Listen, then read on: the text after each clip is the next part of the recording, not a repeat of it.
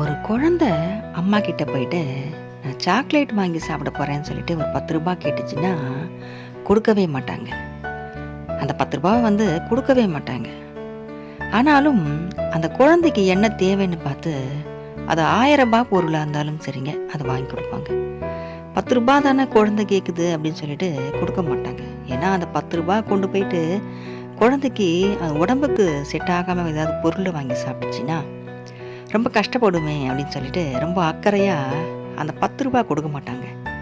ஆனால் கூட்டிகிட்டு போயிட்டு அது கேட்கக்கூடிய ஒரு 1000 ரூபாய் பொருளாக இருந்தாலும் வாங்கி கொடுத்துருவாங்க. ஆனாலும் அந்த குழந்தைக்கு அதெல்லாம் உணராது. நான் 10 ரூபாய் கேட்டேன், அம்மா கொடுக்கல அப்படின்னு சின்னதாக கொஞ்சம் கோச்சிக்கும். பெருசாக என்னதான் வாங்கி கொடுத்தாலும் அது திருப்தி அடையாது. ஏன்னா அது கேட்கக்கூடிய ஒரு 10 ரூபாவை கொடுத்துட்டா அந்த குழந்தைக்கு ஒரு சந்தோஷம். அப்படிதாங்க இன்னைக்கு நம்ம முருகருக்கும் நமக்கு இருக்க ஒரு கனெக்ஷன். நம்ம ஒரு விஷயத்த கேட்குறோம், அது முருகருக்கு கொடுக்கலன்னா நம்ம கோச்சிக்கிறோம்.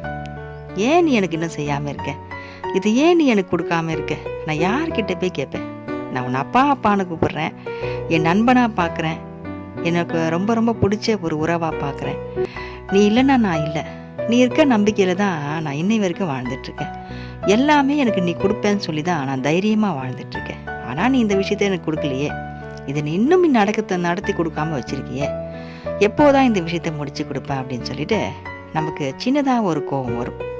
முருகர் தந்தை நமக்கு பெருசாக கொடுக்கறதுக்காக காத்துக்கிட்டு இருப்பார். சின்ன விஷயம் நமக்கு ஏன் அதை நம்ம கேட்கக்கூடிய விஷயம் கொடுக்காம இருக்காருன்னா, அதால் நமக்கு ஏதாவது ஒரு கஷ்டம் வர வேண்டியதாக இருக்கும், அதனால அதை கொடுக்காம இருக்கலாம்.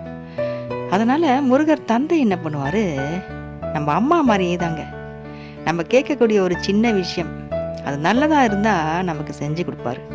அதே நமக்கு அந்த ஒரு விஷயத்தால் நமக்கு கஷ்டம் வரும், நம்ம வேதனைப்படுவோம், நமக்கு அதால் ஒரு நஷ்டப்பட்டு நம்ம உட்காந்துருவோம்னு சொன்னால் நிச்சயமாக அந்த வேலை அவர் செஞ்சு கொடுக்க மாட்டார். அவர் காக்க வச்சு ஒரு நல்ல விஷயத்த நம்மளுக்கு செய்வார். ரொம்ப நம்ம எதிர்பார்க்கவே மாட்டோம், அந்த அளவுக்கு ஒரு அற்புதமான ஒரு வேலைப்பாடுகள் நமக்கு செஞ்சு கொடுப்பாரு. நமக்கு அந்த சமயத்தில் புரியாது. நம்மளும் அந்த குழந்தை மாதிரி தான் அம்மா கிட்ட அந்த குழந்தை கோச்சிக்கிற மாதிரி நம்மளும் முருகர் தந்தை கிட்ட கோச்சிக்கிறது உண்டு.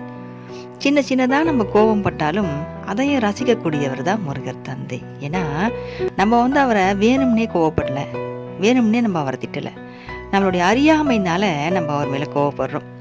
குழந்தைங்க எவ்வளோதான் கோவப்பட்டாலும் அவங்க தாய் என்ன பண்ணுவாங்க, அது எல்லாமே ஒரு சந்தோஷமாக தான் எடுத்துப்பாங்க. அதே மாதிரி தாங்க நம்ம முருகர் தந்தையும் இன்னைக்கு நம்ம கேட்ட பொருள் கொடுக்கலன்னு கோபம் நமக்கு இருக்கலாம்.